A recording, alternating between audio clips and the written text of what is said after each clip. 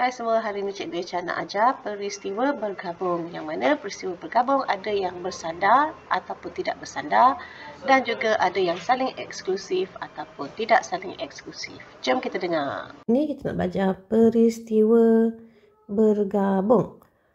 Bergabung ataupun combined event. Okay?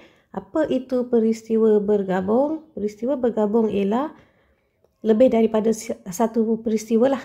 Dua atau lebih peristiwa berlaku dalam satu kesudahan. Macam mana ni? Dua ataupun lebih. Tapi kesudahannya satu je kesudahan. Okay, macam mana? Apa contoh dia? Ini Izzat. Izzat nak pergi kerja. So, dia nak pakai baju dan seluar. Okay, maksudnya sekarang ni ada dua peristiwa. Satu nak pilih baju, satu nak pilih seluar.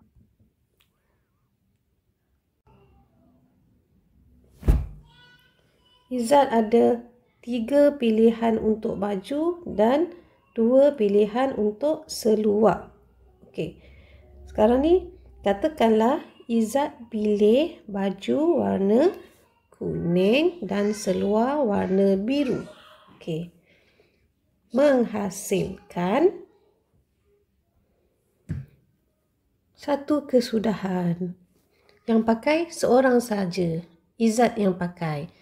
Daripada dua pilihan, satu pilihan baju, satu pilihan seluar, yang pakai seorang ni lah maksudnya satu kesudahan. Okey? Boleh faham Dua atau lebih peristiwa berlaku dalam satu kesudahan. Peristiwa di sini ialah peristiwa yang pertama pilih baju, peristiwa yang kedua pilih seluar. Kesudahannya Izzat pakai baju kuning, seluar biru. Okey? Sekarang kita nak tengok ataupun nak belajar tulis ruang sampel bagi peristiwa bergabung. Ada dua contoh peristiwa bergabung ni. Okay, contoh untuk A, 5 keping kad berlabel dengan huruf T, E, K, U, N. That means satu kad, satu huruf dimasukkan dalam sebuah kotak. 2 keping kad dikeluarkan dari kotak secara rawak satu demi satu tanpa pemulangan. Yang ni kena alert. Dia cakap tanpa pemulangan. Okey, apakah dua peristiwa yang berlaku ni? Peristiwa yang berlaku ialah 2 keping kad dikeluarkan. Okey, 2 keping kad dikeluarkan. Maksudnya sekarang ni peristiwa yang pertama ialah 1 keping kad yang pertama.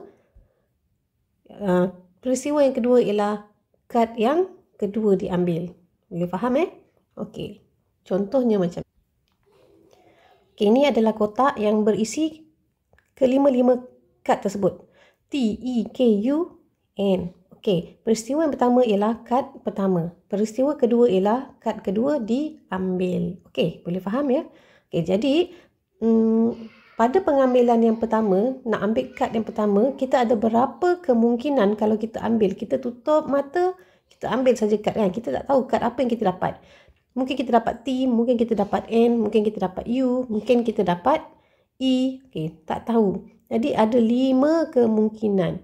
Mungkin kita boleh dapat T, mungkin kita ambil kita dapat E, mungkin kita ambil kita dapat K, mungkin kita dapat U, mungkin juga kita dapat N. Okey.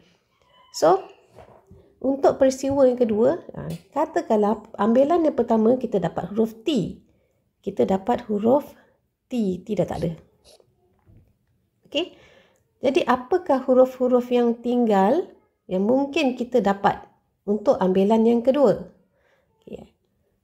Kita ambil, mungkin kita dapat E, mungkin kita dapat K, mungkin kita dapat U, atau mungkin kita dapat N.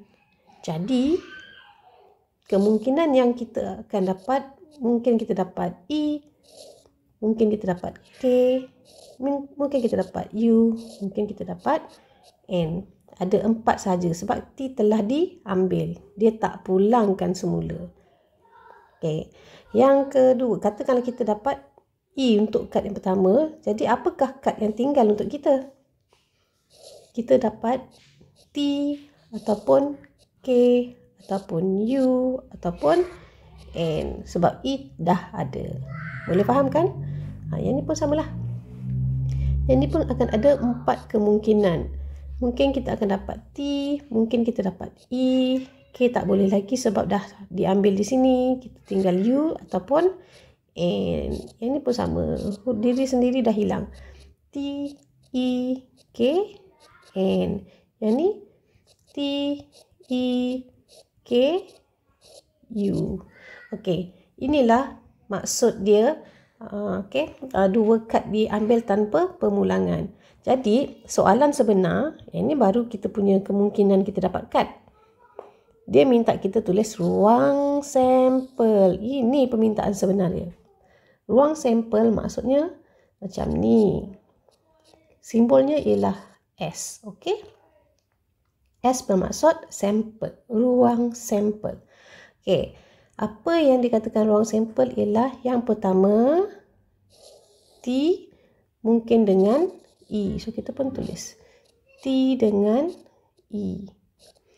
Atau T dengan K. T dengan K. Atau T dengan U.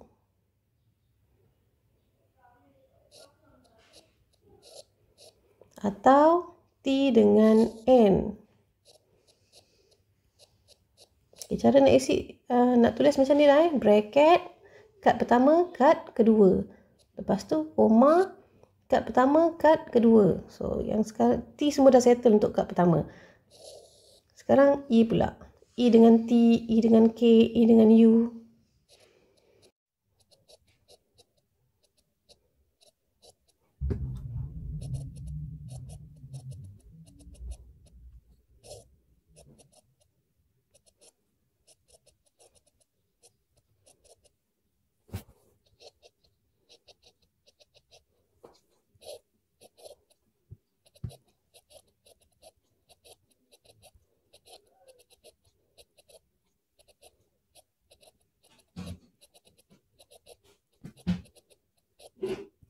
So, inilah ruang sampel. Kita tutup balik dengan bracket sampel. Okay. So, seterusnya contoh B, 2 keping shilling di lambung. A dan G mewakili angka dan gambar masing-masing. Maksudnya macam ni, shilling kan ada satu, dikatakan kat sini 50 sen. Ini ialah angka. Yang belakang dia ni gambar, katalah gambar bunga. Okey. Jadi sini ialah gambar. Okay. Duit shilling ada 2 muka, 1 angka, 1 gambar. Okay. Macam mana kita nak tulis ruang sampel?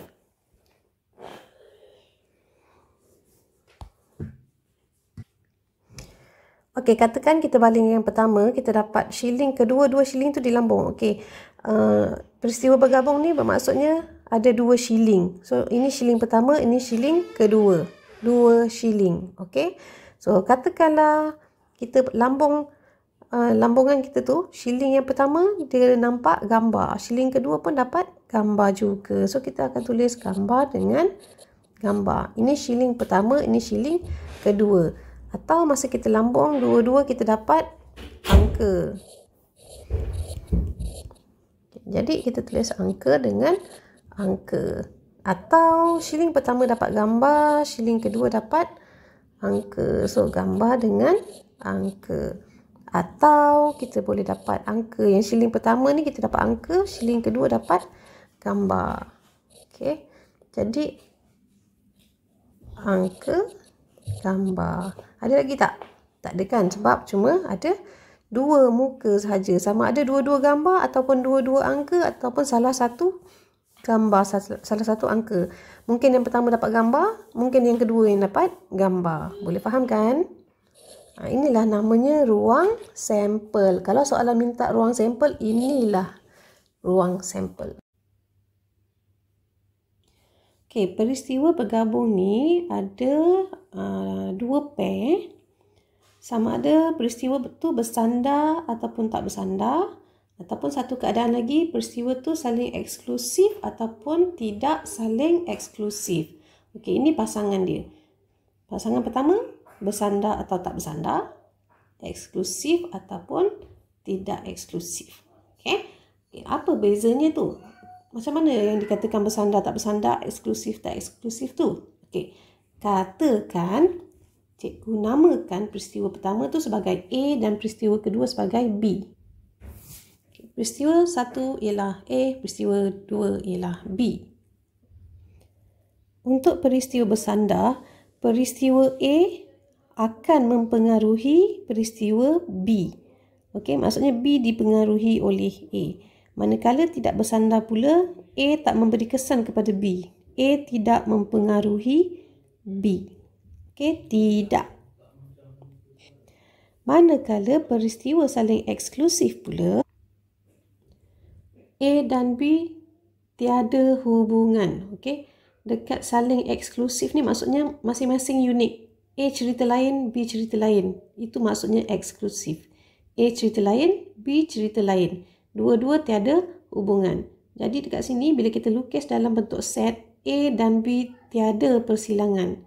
Okay. A persilangan B ialah set kosong. A dan B tidak bersilang. Manakala peristiwa tidak saling eksklusif pula, berlawanan lah. Dekat sini A dengan B ni adalah share unsur. A dan B ada hubungan. Okay, dekat sini terbalik sikit dengan bersandar. Okay? Maksud cikgu ialah untuk bersandar dengan tak bersandar tu tidak. Jadi sini tidak. Manakala dekat eksklusif ni, yang tidak ni yang ada share. Okay? Yang eksklusif ni yang tiada. Dia punya persamaan unsur. Okay? Boleh nampak kan maksud dia, maksud cikgu apa? Eksklusif ni sendiri bermaksud unik. A dengan B masing-masing berbeza. Kalau bersandar ni maksudnya masing-masing ada relation. Okay, dia terbalik. Yang ni ada relation. Untuk tidak, yang untuk eksklusif, yang tidak eksklusif tu yang ada relation. Faham?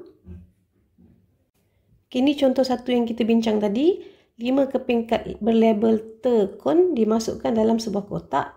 2 keping kad dikeluarkan dari kotak secara rawak satu demi satu tanpa pemulangan.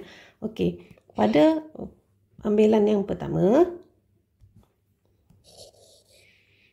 kad yang pertama ada, bila kita ambil kad yang pertama, ambilan yang pertama, kad kita masih ada 5. Okey, dia tak pulangkan balik. Selepas kita ambil satu daripada 5 ni, untuk ambilan yang kedua, kita keluarkan, contohnya tadi ada T, E, K, U, N. Ada 5 pilihan, kita cuma ambil satu. Katakan cikgu ambil, cikgu dapat K. Jadi nak ambil kali kedua, berapa pilihan yang kita ada? 1, 2, 3, 4. Dah tinggal 4. Inilah maksudnya peristiwa kedua dipengaruhi peristiwa pertama. Pengaruh. Okey. Bila kita dah ambil yang pertama, yang kedua dah jadi kurang. Okay. Ini yang dinamakan peristiwa bersandar.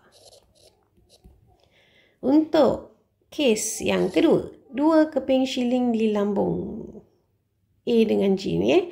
Okay. Jadi shilling pertama dengan shilling kedua, bila kita lambung, dua-dua mungkin boleh jadi gambar.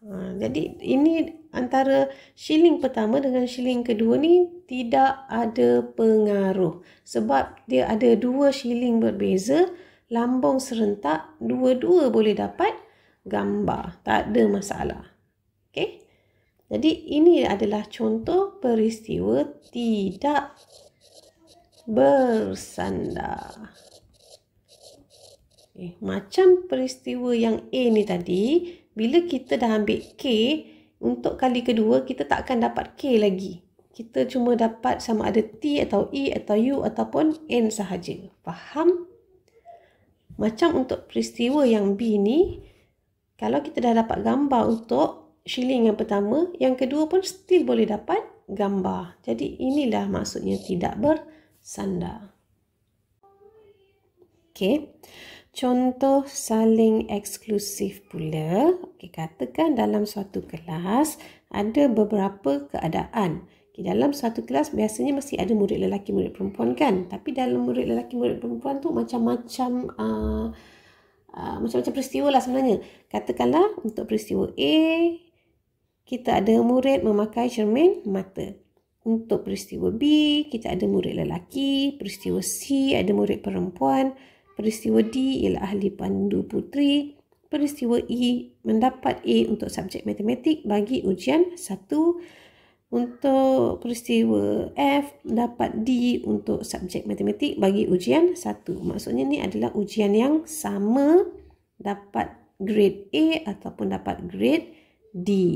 Okey, dekat sini kita boleh nyatakan peristiwa bergabung yang diminta ni, adakah dia saling eksklusif ataupun tidak saling eksklusif.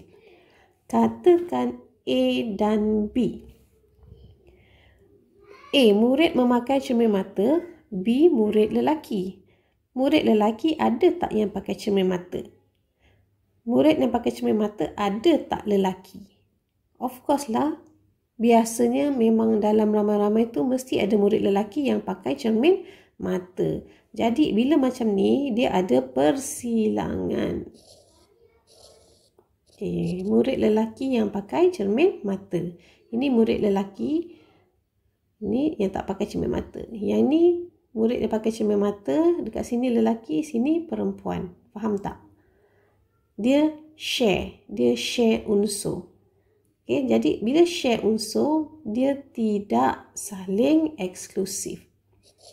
Saling eksklusif bermaksud A dengan B unik. Dia tak ada yang sama. Okay. Contoh lagi. B dan C. B dan C, murid lelaki. Untuk C, murid perempuan. Murid lelaki adakah yang perempuan? Murid perempuan adakah yang lelaki? Of course lah, tidak. Tetap murid lelaki, lelaki lah. Murid perempuan, perempuan lah. Ini yang dinamakan saling eksklusif. Dia tidak ada share unsur. Mana ada murid lelaki juga murid perempuan? Tak ada. Jadi dekat sini B dan C adalah saling eksklusif. Untuk B dan D. B ialah murid lelaki, D ialah ahli pandu puteri. Okey, ahli pandu puteri. Ada tak ahli pandu puteri dari kalangan murid lelaki? Adakah murid lelaki yang masuk persatuan pandu puteri? Tak boleh ya, pandu puteri ni hanya untuk murid perempuan. Jadi B dengan C juga tidak kongsi murid. Jadi dia saling eksklusif. B dan D, sorry. Okey. A dan D. A dan D. Murid memakai cermin mata. Yang D ialah ahli pandu puteri. Ahli pandu puteri, boleh tak murid pakai cermin mata jadi ahli pandu puteri? Tapi murid perempuan je lah ya. Ada tak ahli pandu puteri yang pakai cermin mata? Dan dalam kalangan murid perempuan yang pakai cermin mata ni, ada tak yang menjadi ahli pandu puteri? Boleh tak? Boleh berlaku tak? Boleh. Jadi bila boleh berlaku, dia akan kongsi unsur. Jadi bila kongsi unsur, maka dia tidak unik. Dia boleh share. Jadi dia tidak saling eksklusif. So, jangan confuse dengan perkataan tidak. Bila dia share, dia tidak saling eksklusif. Bila dia tidak ada yang sama, maka dia saling eksklusif. Okay, C dan E. Contoh seterusnya. C ialah murid perempuan. E ialah dapat A untuk subjek matematik.